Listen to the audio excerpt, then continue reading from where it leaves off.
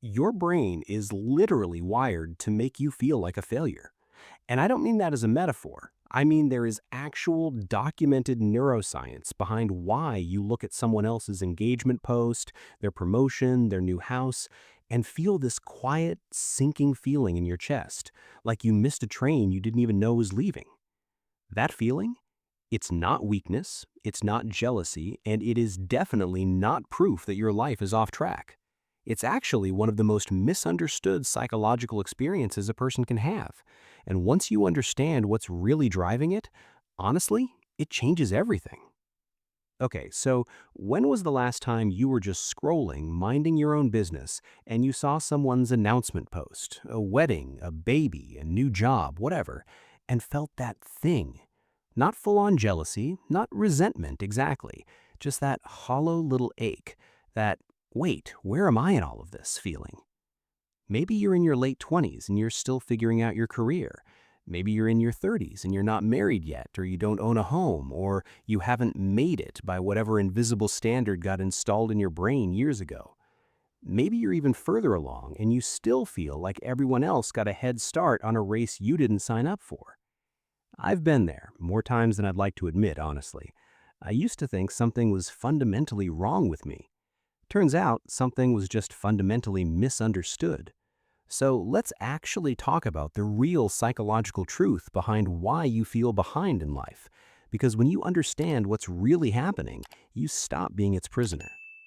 Okay, so the first thing you need to know, and this one genuinely blew my mind, is that your brain was never designed to measure your life against your own goals. It was designed to measure your life against other people's. This isn't some modern character flaw, it's an ancient survival feature. Back in 1954, a psychologist named Leon Festinger identified something called social comparison theory. And what it basically says is that human beings have a built-in automatic drive to evaluate themselves by looking at the people around them. We do it constantly, below our conscious awareness. We can't really help it.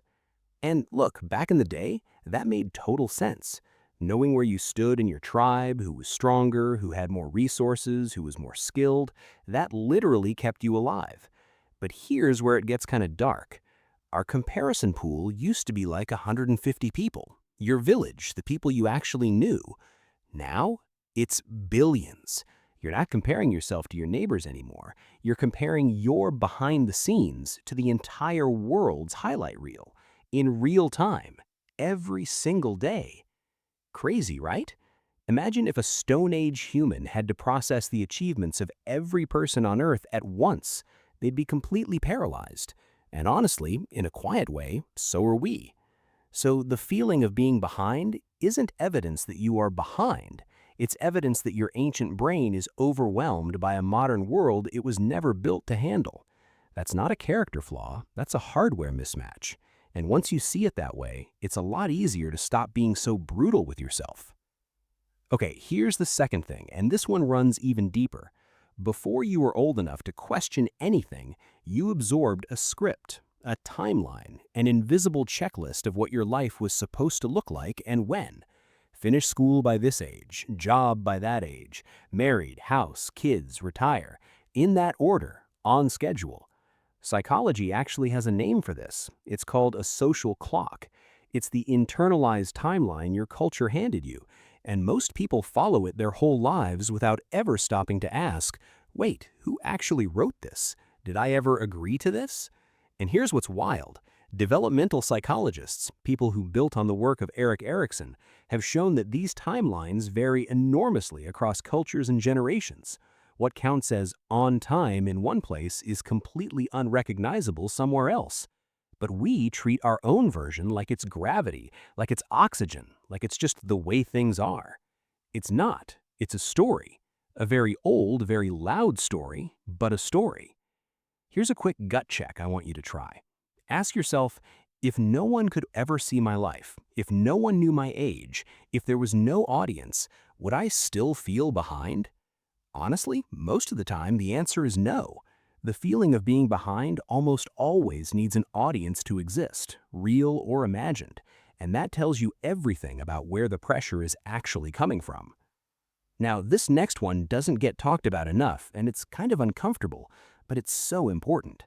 When we feel behind, we don't just notice a gap, we narrate it. We turn a circumstance into a character judgment. I'm behind on my career becomes I'm lazy. I'm not in a relationship yet becomes I'm unlovable. I haven't figured out my purpose becomes I'm a failure. Psychologists call this negative self-referential thinking, and that jump from noticing a gap to making it mean something about who you are, that's where the real damage happens. And I was genuinely shocked when I found this out. Brain imaging studies have shown that self-criticism and social rejection activate the same neural pathways as physical pain, not metaphorically, neurologically. When you beat yourself up for being behind, your brain is processing it the same way it would process a punch to the face. Let that sink in. So the fix isn't toxic positivity. It's not pretending the gap doesn't exist. It's learning to separate observation from judgment. I haven't reached that milestone yet. That's a fact. Neutral, just information. That means I'm a failure. That's a story. One you added on top of the fact. And with practice, you can actually catch yourself adding the story and choose not to buy into it automatically. Okay, here's one that genuinely shifted something for me personally, the idea of nonlinear growth. We've been so conditioned by school systems, corporate ladders, structured timelines, that we unconsciously expect life to move in a straight line upward.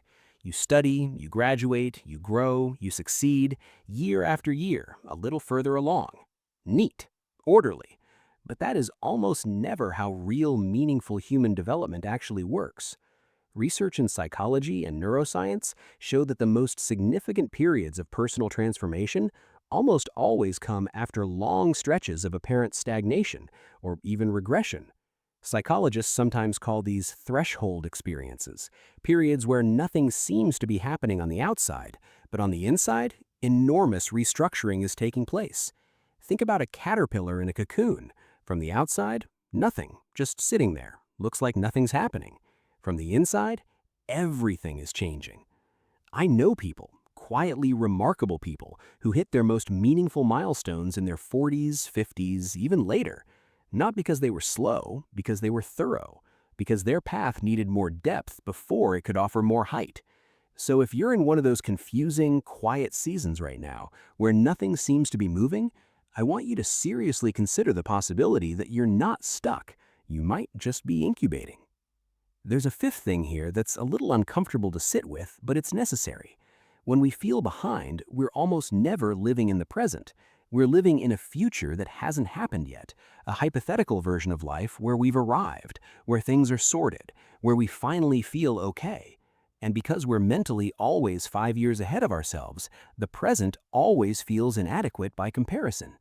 And the cruel part is, when you finally get there, when you hit the milestone, get the thing, reach the goal, your brain just moves the goalposts.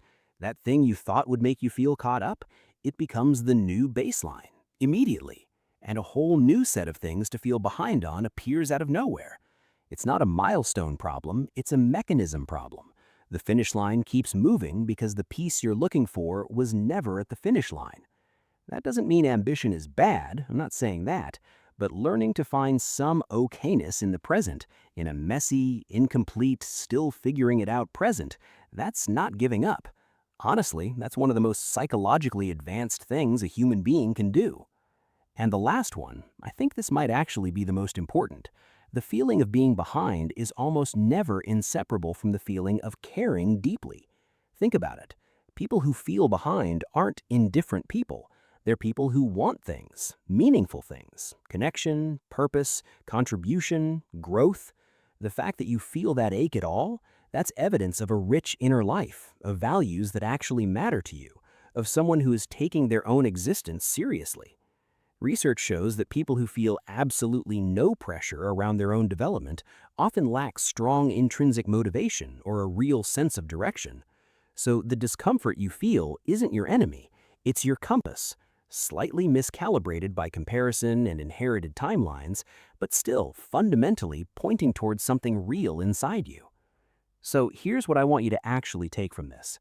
You're not behind, You're on a path that doesn't fit neatly inside someone else's template, and that is not a problem that needs solving. The pressure you feel is largely borrowed, absorbed from a culture that worships productivity and visible milestones, and amplified by a brain that was built for a much simpler world. The timelines you've been measuring yourself against were written by people who didn't know you, didn't know your circumstances, didn't know what you were carrying, or what you were becoming. If something in this hit close to home, if you've been carrying this quietly and it helped even a little to name it, then you're exactly the kind of person this channel exists for. Subscribe, because every week we get into the hidden psychology behind the experiences that feel the most personal, the most isolating, and the most misunderstood. You deserve to understand yourself more deeply, and we're going to keep helping you do exactly that.